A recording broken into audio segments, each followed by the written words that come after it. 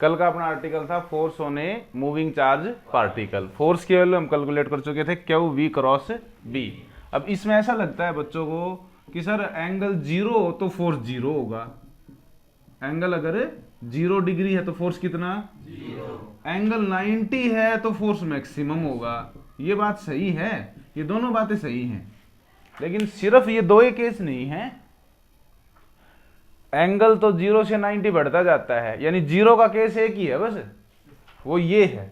और ये जो हम कर रहे हैं ये क्या, किसका केस हो गया, मैक्सिमम का। फोर्स मैक्सिमम, फोर्स 0, लेकिन इन दोनों के बीच में भी तो है देखियो, यानी हर एक एंगल के लिए कोई ना कोई वैल्यू है। जैसे 45 के लिए बोलियो साइन 45 1/√2, 1/, अब 1/√2 ये रखोगे तो q v B by √2, F की वैल्यू 0 नहीं हुई, फोर्स तब भी है। अगर मैं बिल्कुल बीच में ऐसे फेंकू चार्ज को तो भी फोर्स महसूस करेगा वो। यानी कि नियम सिर्फ हमें 90 डिग्री के लिए बताता है कि डायरेक्शन क्या है, लेकिन वैल्यू फोर्स की 0 से 90 के बीच में सभी जगह हैं। तो चलिए कुछ स्पेसिफिक करेंगे आज, और आज का आर्टिकल इसी से स्टार्ट करने वाले हैं कि नहीं दिख रहा है।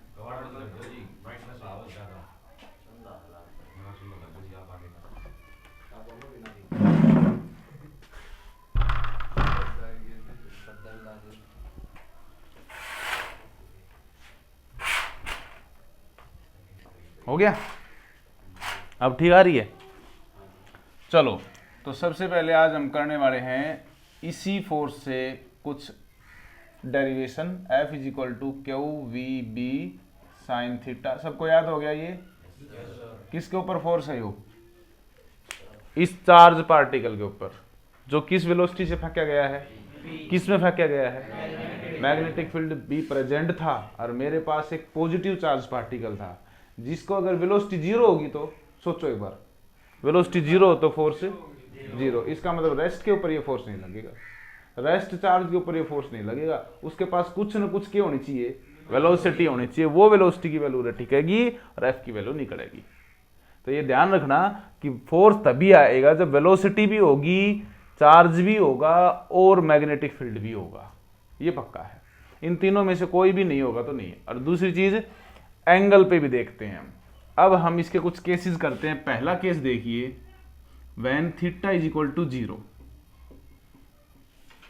Theta is equal to 0 degree, 0 degree रख देते हैं। पहले एंगल बनाने की कोशिश करते हैं कि सर इसका डायग्राम कैसा होगा। तो देखिए ये मैं बना रहा हूं magnetic field line, magnetic field line ये हमने आपके लेफ्ट से राइट ली है, जैसे हम लिखते हैं वैसे ही ले ली।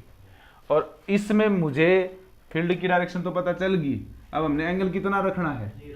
तो बताओ वेलोसिटी की डायरेक्शन क्या रखनी, फील्ड की डायरेक्शन में ही वेलोसिटी की डायरेक्शन, यानी कैसे फेंकू चार्ज को, उसी तरह से। यानी ये हमारा charge q with velocity v गया। ओके, तो बताओ फोर्स का फॉर्मूला एप्लीकेबल हो जाएगा, F is equal to q v B sine theta, और ये थीटा की वैल्यू कितनी होगी 0। F इज इक्वल टू कितना हो गया क्यू 0 साइन 0 0, यानी इसके ऊपर कितना फोर्स लगेगा, इसके ऊपर कोई फोर्स नहीं लगेगा। तो क्या ये चलेगा या रुक जाएगा?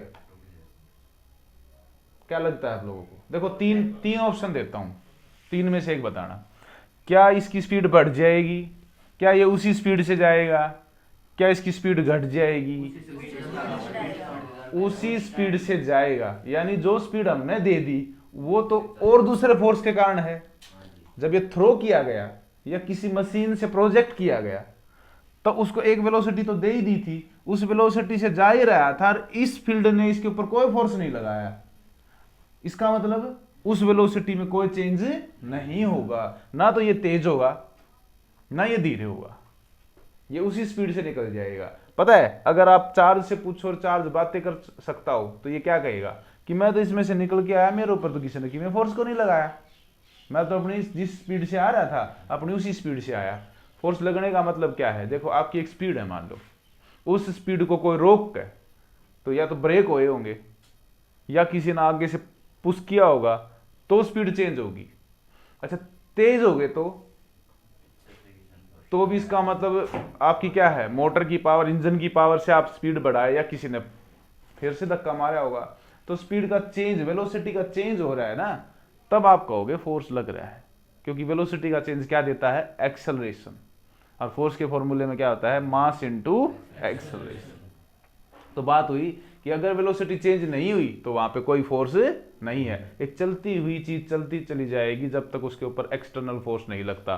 न्यूटन्स फर्स्ट लॉ क्या था, ये न्यूटन का पहला नियम था। एक रुकी हुई चीज रुकी रहेगी जब तक उस पर फोर्स नहीं लगता।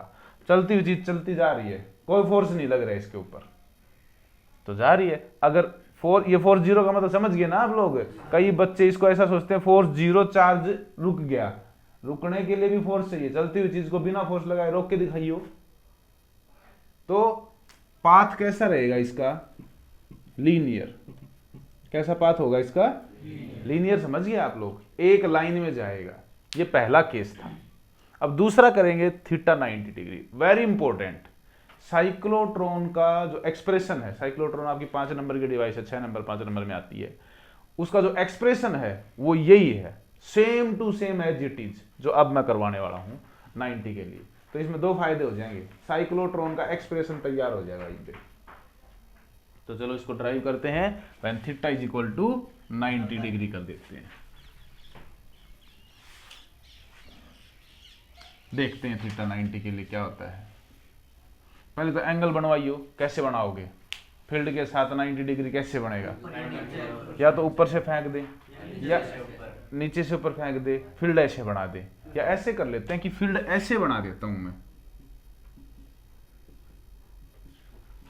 ये थोड़ा समझना इजी रहेगा। ये फील्ड ऐसे बनाया, इसका मतलब बताइए क्या है,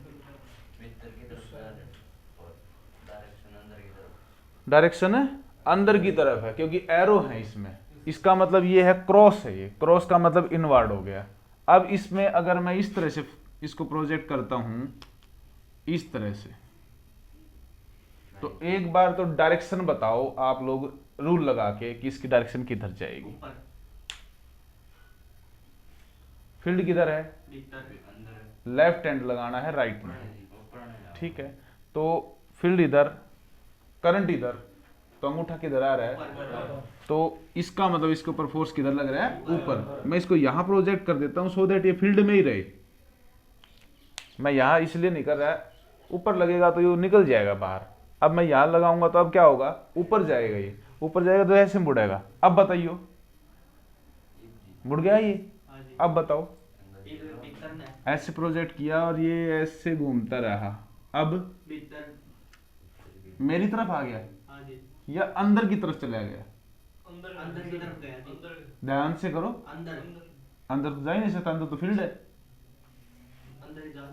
फील्ड की उंगली आपने उस साइड क्यों कर ली, फील्ड की उंगली तो इधर ही रहेगी। मैंने एक बार बताया, फील्ड की उंगली एक बार इधर चली गई ना, अब हाथ रोटेट होना है, बस सिर्फ उसी तरफ रोटेट होता रहेगा, मेरी तरफ आएगा। ये घूम गया। अब बताइयो, नीचे ना होगा, बिल्कुल ठीक। अब ये नीचे की तरफ मूवमेंट करेगा और ये फिर वैसे चला जाएगा, यानी ये एक सर्कल बनाएगा। मैग्नेटिक फील्ड लाइन अज्यूम करो, देखो ये रही इस तरफ, और आपने इसको कैसे फेंका था, इसको इधर से फेंका था नीचे से। इसने क्या किया पता है, इसने इन मैग्नेटिक फील्ड लाइन को ऐसे लपेट लिया। बात समझ में आई। यहां अगर धागे हों, ऐसे रस्सियां हों, और आपने एक चार्ज को ऐसे फेंक दिया इसमें, तो ये क्या करेगा पता है, उन रस्सियों को ऐसे बांध देगा। कुछ अज्यूम हुआ, क्या बना देगा ये, एक सर्कल। सर्कल में कोई चीज घूमती है तो उस पे किधर फोर्स लगता है, एक फोर्स होता है जो सिर्फ सेंट्रीपिटल फोर्स, टेंजेंशियल भी होता है, लेकिन सेंट्रीपिटल फोर्स की डायरेक्शन क्या होती है, टुवर्ड्स द सेंटर। जैसे अर्थ रोटेट कर रही है सन के चारों तरफ, तो क्यों रोटेट कर रही है ये ऐसे क्यों नहीं चली जाती। अर्थ ऐसे जा रही होगी, सन यहाँ पे है, ये पकड़ के खींच लेता है इसको, ये यहाँ नहीं जाने देता, इसको पकड़ के खींचेगा तो थोड़ा दबा देगा नीचे ने। अब ये इधर भी नहीं जाने देता इसको, फिर खींच लेगा, फिर खींच लेगा। लगातार कोई चीजों को खींचोगे ना आप सेंटर की तरफ, तो उसको क्या बनाना पड़ जाएगा, एक सर्कल। याद रखना, कोई भी चीज सर्कल में घूम रही है, इसका मतलब उसे सेंटर की तरफ लगातार हर सेकंड के हर हिस्से में खींचा जाता है। इसका मतलब डायरेक्शन तो हर बार चेंज हो जाती होगी। तो सर्कल एक ऐसा उदाहरण होता है जिसमें डायरेक्शन हमेशा चेंज होती है। अगर मैं एक क्वेश्चन पूछता हूं कि कोई ऑब्जेक्ट 5 मीटर पर सेकंड की स्पीड से सर्कल में घूम रहा है, तो उसकी कौन सी चीज कांस्टेंट है, स्पीड या वेलोसिटी या बोथ? कोई सर्कल में 5 मीटर पर सेकंड की स्पीड से ऐसे घूम रहा है, 5 से 5.1 भी नहीं हो रहा, 4.9 भी नहीं हो रहा, तो क्या उसकी स्पीड कांस्टेंट है? क्या उसकी वेलोसिटी भी कांस्टेंट है? इसका मतलब बोथ आंसर हो गया, उसकी वेलोसिटी कांस्टेंट नहीं है। रीजन बताऊं क्या है? रीजन ये है कि सर्कल में हर पॉइंट पे डायरेक्शन चेंज होती है, और डायरेक्शन चेंज होने से वेलोसिटी एक वेक्टर है, और वेक्टर डायरेक्शन के बदलने से भी बदल जाते हैं। समझ गए? स्केलर और वेक्टर में यही फर्क है, वेलोसिटी वेक्टर और स्पीड स्केलर। तो इसका मतलब ये हुआ कि इसके अंदर डायरेक्शन हर जगह चेंज होगी, एक सर्कल बना लेगा और इसकी एक रेडियस भी बनेगी, ये रही वो रेडियस। आप लोगों को कुछ समझ में आया? उस चार्ज ने एक सर्कल ट्रेस किया और इस वजह से वो एक रेडियस भी बना लेता है सर्कल में। ठीक है, अब हमारे पास फोर्स की वैल्यू बताइए क्या थी? फोर्स का फॉर्मूला ये ऊपर लिखा हुआ है, इसको अप्लाई करो, थीटा 90 रखो और फोर्स बताओ क्या हो गया? F is equal to q v B. But we know in a circular motion an object possesses centripetal force, और उसकी वैल्यू क्या होती है? सेंट्रीपिटल फोर्स क्या होता है? F centripetal. ये तो इक्वेशन 1 होगी। F सेंट्रीपिटल होता है mv² अपॉन r। ध्यान है? ये मामला साफ हो रहा है। ये 11th में आपने पढ़ा था, सेंट्रीपिटल फोर्स की वैल्यू mv² अपॉन r। मेरे 2 क्वेश्चन है, ध्यान से समझने की कोशिश करना। इसको किसने घुमाया? कौन से फोर्स ने? मैग्नेटिक फील्ड ने, मैग्नेटिक फोर्स ने कह सकते हो अब आप। कौन से फोर्स ने? लेकिन हम जानते हैं कि सेंटर में घूमने के लिए कौन चाहिए? इसका मतलब कौन सा फोर्स यहां सेंट्रीपिटल फोर्स का काम कर रहा है? Magnetic force. अगर कोई चीज को कोई फोर्स घुमा देता है तो याद रखना, जो फोर्स उस टाइम लग रहा होता है ना, वही सेंट्रीपिटल बन जाता है। ये एक इमेजिनरी फोर्स होता है, ये अलग से कोई फोर्स नहीं होता। मान लो अर्थ को किसने घुमा दिया? सन ने। कौन से फोर्स से घुमाया? ग्रेविटेशनल फोर्स से। कौन से? तो ग्रेविटेशनल बन जाएगा सेंट्रीपिटल। चार्ज को किसने घुमाया पकड़ के? चार्ज को अर्थ ने नहीं घुमाया। चार्ज छोटा सा है, उस पर तो मास नहीं है, मास नहीं है तो ग्रेविटेशन फोर्स बहुत ही कम है उस पर, तो है ही नहीं मानो।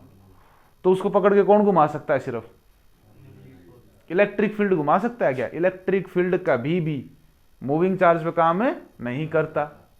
तो मैग्नेटिक फील्ड ने उसे पकड़ के घुमाया, मैग्नेटिक फोर्स लगा के। तो मैग्नेटिक फोर्स ने इस चार्ज को क्या किया? तुमने फेंका था, पकड़ के क्या किया? ऐसे दबा दिया, ऐसे दबा दिया और ऐसे घुमा दिया इसको। तो इसका मतलब घुमाने वाला फोर्स कौन था? Magnetic force. उस मैग्नेटिक फोर्स ने इसको घुमा दिया, और घुमाने में हमेशा कौन सा फोर्स आ जाता है? तो बताओ किस फोर्स ने सेंट्रीपिटल का काम कराया इस केस में? मैग्नेटिक फोर्स ये हो रहा, सेंट्रीपिटल ये रहा। इसका मतलब यही मैग्नेटिक सेंट्रीपिटल बन गया। या ऐसे कह लो फोर्स ये भी फोर्स चार्ज पे ही, ये भी फोर्स चार्ज पे ही। इसका मतलब दोनों को इक्वेट कीजिए जरा, क्या बन गया? देखो, q v B is equal to mv² upon r। एक वेलोसिटी काट दीजिए, यहां से आप लोगों को बी की वैल्यू मिल जाएगी। क्या मिली? देखो, mv अपॉन क्यू r। ये तो है मैग्नेटिक फील्ड जो लग रहा है यहाँ पे। दूसरा मुझे चाहिए यहाँ वेलोसिटी की वैल्यू। वेलोसिटी भी निकालो इसी फॉर्मूले से, बोलो क्या बनेगी? v is equal to Q B r upon m। इतनी वेलोसिटी से वो घूम रहा है। उसकी वेलोसिटी किस किस पे डिपेंड कर रही है? ध्यान से समझने की कोशिश करना। जो चार्ज फेंका गया उस पे, वो कितनी स्पीड पकड़ लेगा, कितना तेज या धीरे चलेगा, यही तो वेलोसिटी है। किस पे डिपेंड कर रही है? चार्ज पे। और किस पे डिपेंड कर रही है? फील्ड कितना स्ट्रॉन्ग है, वो उसने उतना तेज चला होगा, उतना तेज घुमा देगा। उसकी रेडियस पे। ये देखो एक इंटरेस्टिंग पॉइंट है कि उसकी रेडियस पे। अगर वो छोटा सर्कल बनाएगा तो उसकी स्पीड कम होगी, और बड़ा सर्कल बनाएगा तो उसकी स्पीड ज्यादा होगी।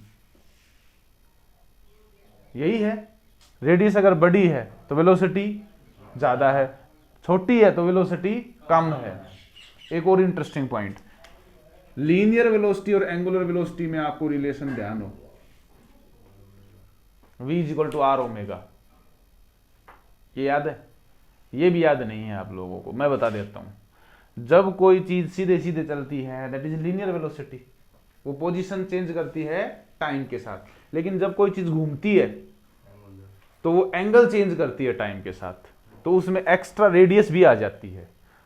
एंगुलर वेलोसिटी को किससे डिनोट किया जाता था? ओमेगा से। ओमेगा की वैल्यू आपको याद दिला देता हूं, देखो अभी याद आ जाएगा दोनों चीजें बिल्कुल आसानी से। बताओ जब कोई चीज रोटेट करती है तो क्या चीज चेंज करती है? अभी बताया तुम लोगों ने, घूमती है जब, डायरेक्शन तो है ही है, और क्या चीज चेंज होता रहता है? पहले इतना एंगल बना, फिर इतना बन गया, फिर इतना बन गया, फिर इतना बन गया, और पूरा घूम जाए तो बताना भाई कपिल। 360 को पाई में कन्वर्ट करके बताओ। 2 पाई, ये तो उसका डिस्प्लेसमेंट होया, ठीक। एंगुलर डिस्प्लेसमेंट, लीनियर डिस्प्लेसमेंट तो 0 है। ये पंखा कहां जाता है? कहीं नहीं जाता सर, ये इसी पोजीशन पे है। लेकिन क्या ये चलता है? चलता तो है सर, चलता है तो जाता क्यों नहीं? क्योंकि ये घूम रहा है, ये डिस्प्लेसमेंट तो कर रहा है, लेकिन कौन सी? एंगुलर। और टाइम ले लिया मैंने कैपिटल टी, ये तो है एंगुलर वेलोसिटी। क्या है? क्यों? Angle upon time, angle upon time.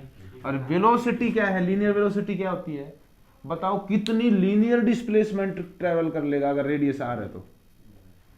2πr। हाँ, 2πr। समझने की कोशिश कीजिए आप लोग, नहीं आ रहा? मर्ज कर देंगे इनको, ठीक कह रहा है। अच्छा बताओ भाई, ध्यान से अब समझने की पूरी कोशिश करना। पहले आप लोग इधर समझने की कोशिश करो, इसको कोई बात नहीं, इसको रहने दो, ये एक्स्ट्रा के लिए है।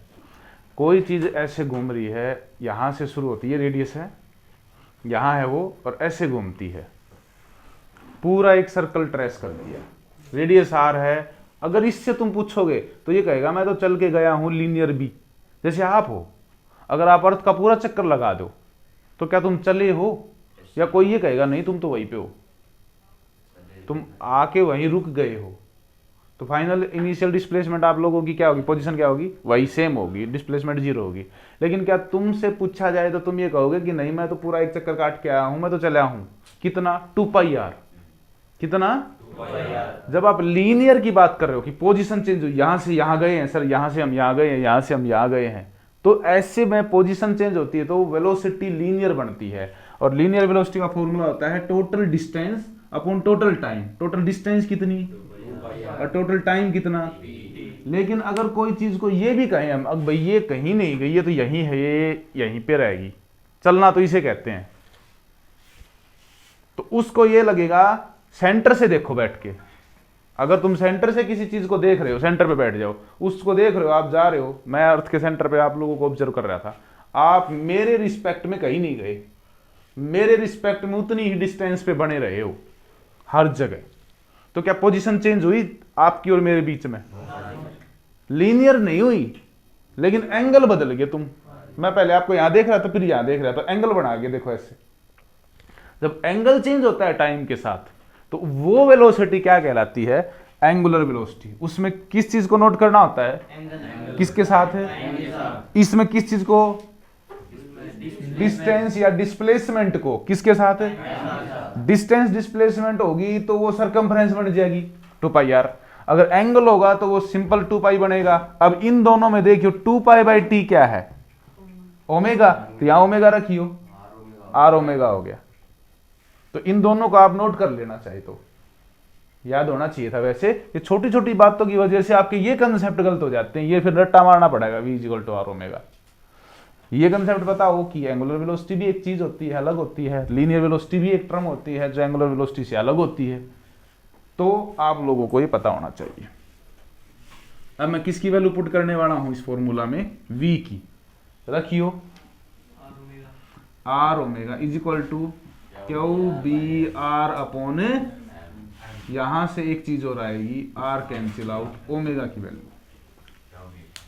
क्यू बी अपॉन देखो ओमेगा क्या है, कांस्टेंट। कैसे, आर पे डिपेंड नहीं कर रही। क्या ओमेगा आर पे डिपेंड कर रही है? क्या वी आर पे डिपेंड कर रही है? बहुत इंटरेस्टिंग पॉइंट बताता हूं अब आप लोगों को, पूरा दिमाग से सोचना। लेकिन एक ट्रैक है, ग्राउंड है, उसमें आप लोगों के ट्रैक बने हुए हैं।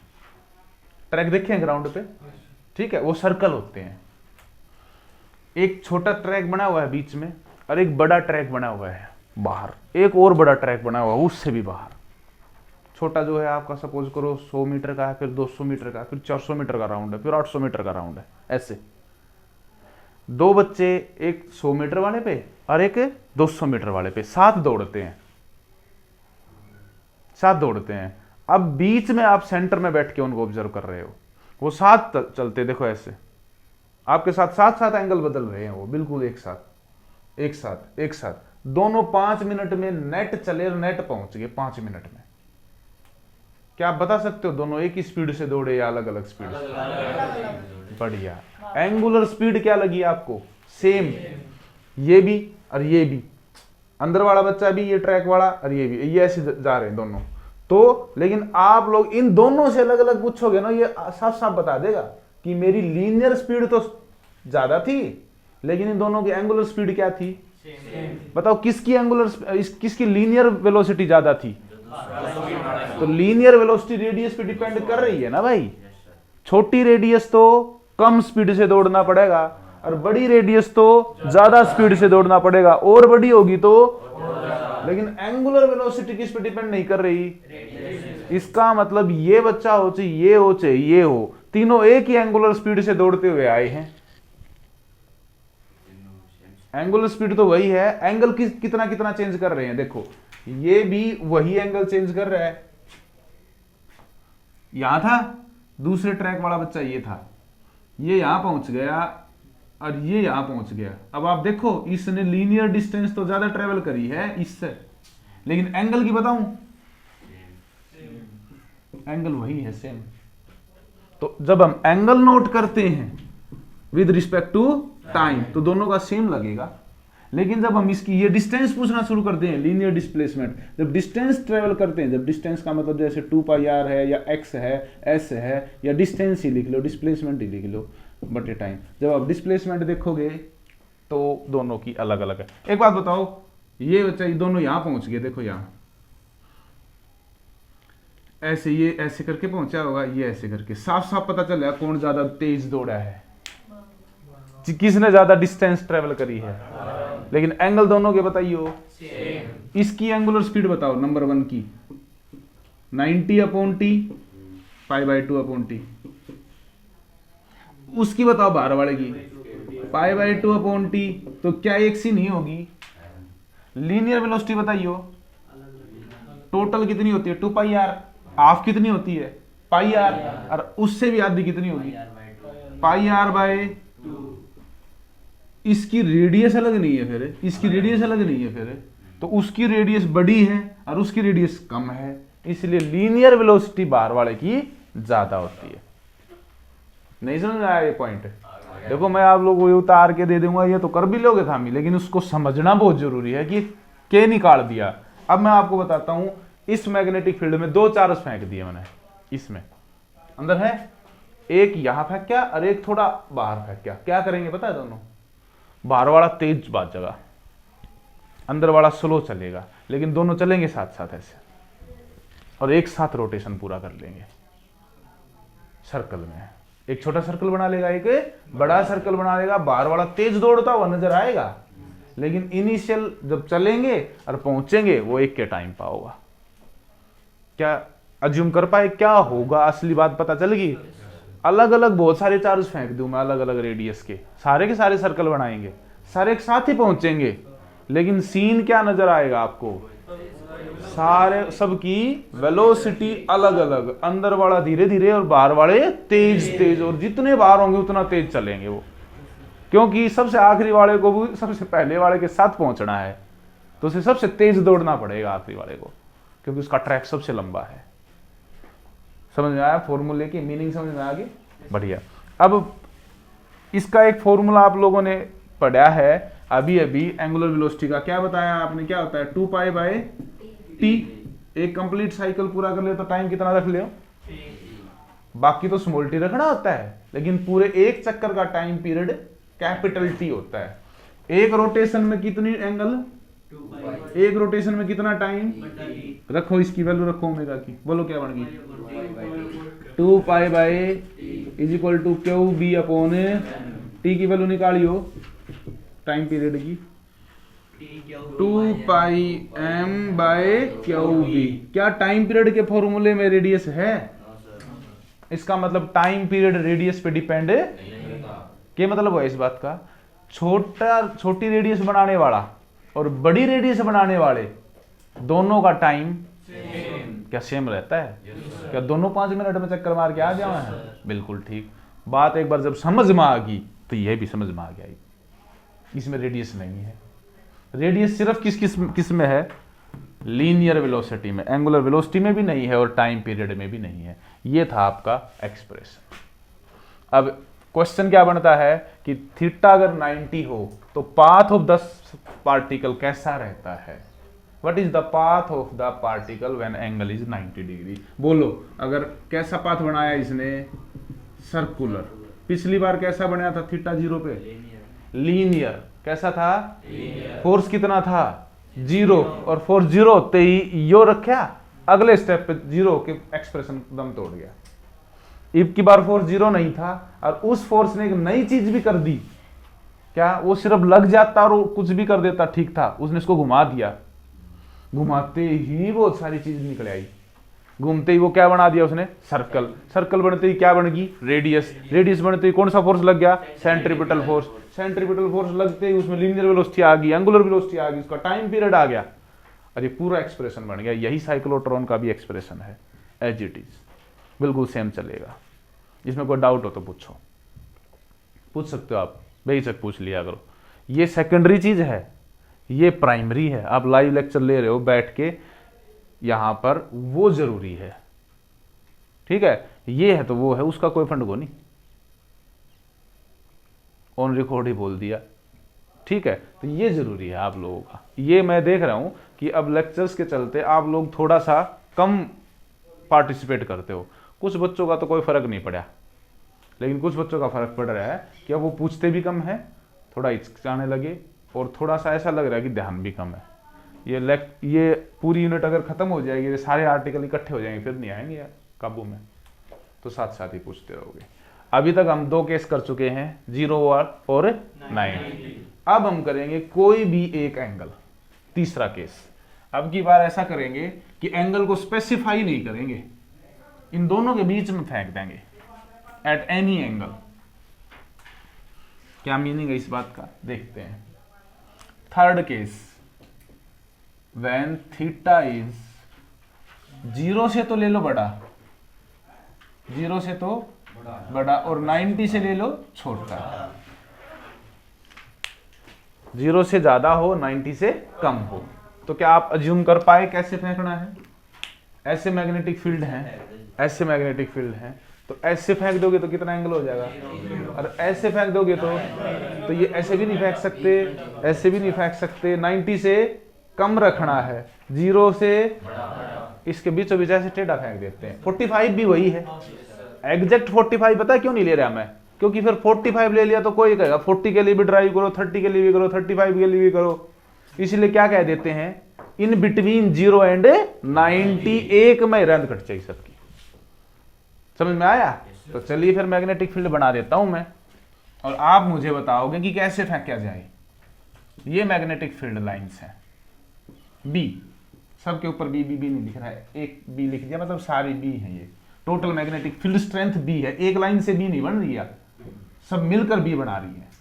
कैसे फेंकना है चार्ज पार्टिकल को? ऐसे तिरछा, ऐसे फेंक देता हूं, ऐसे फेंकूंगा तो वेलोसिटी और मैग्नेटिक फील्ड के बीच में एक एंगल बनेगा।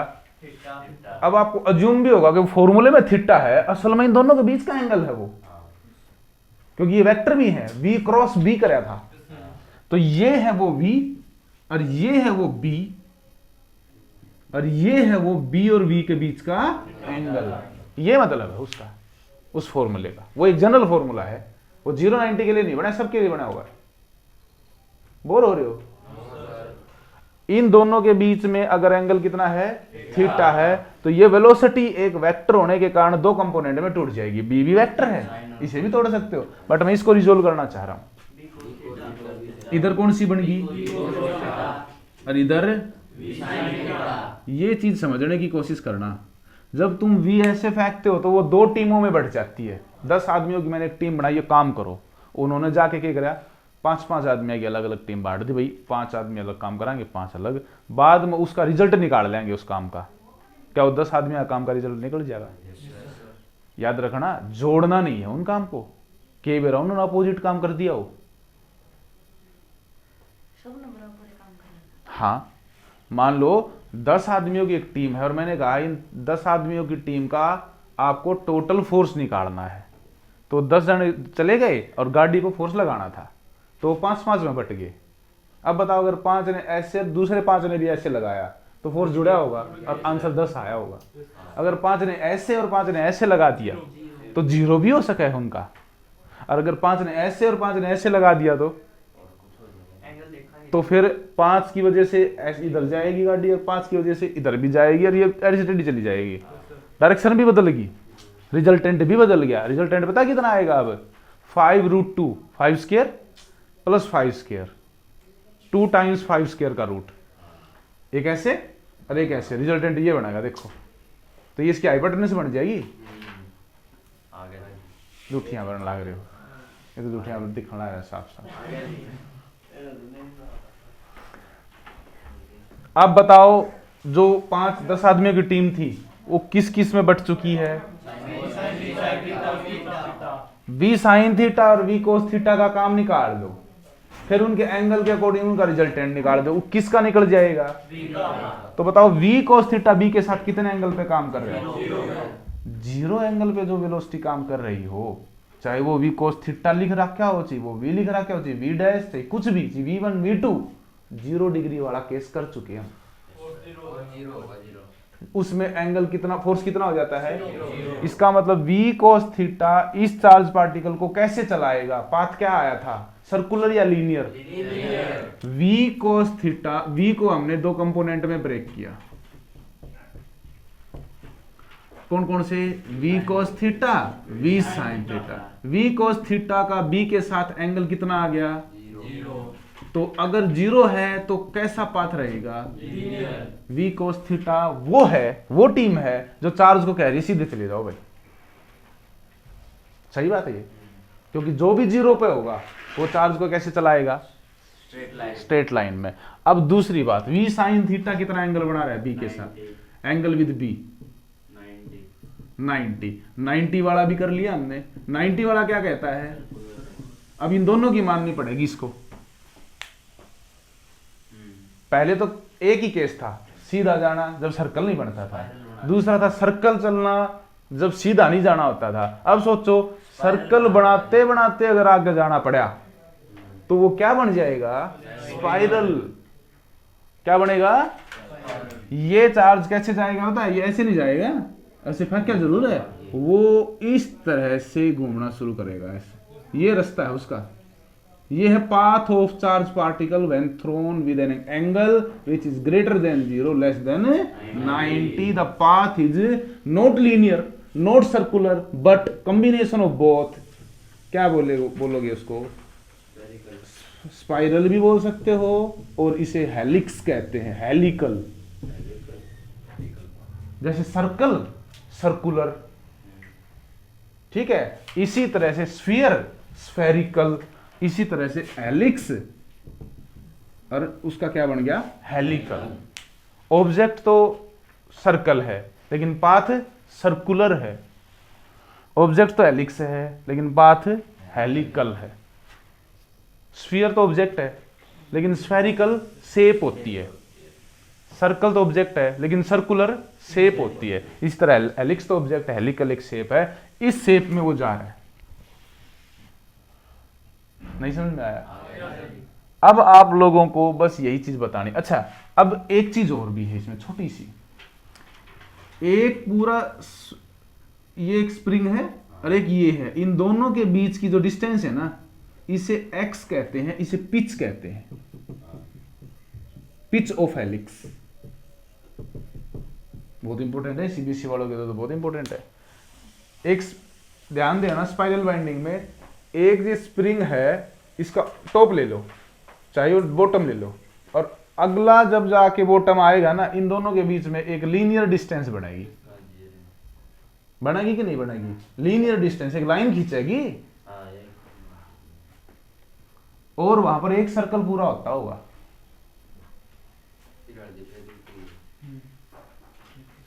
एक ही सर्कल बनेगा। अभी बताता हूं, ये स्प्रिंग है, इस स्प्रिंग को तुमने यहां से शुरू करा, लेकिन एंड यहां नहीं करा, एंड यहां करा, तो क्या एक के सर्कल को नहीं का पूरा?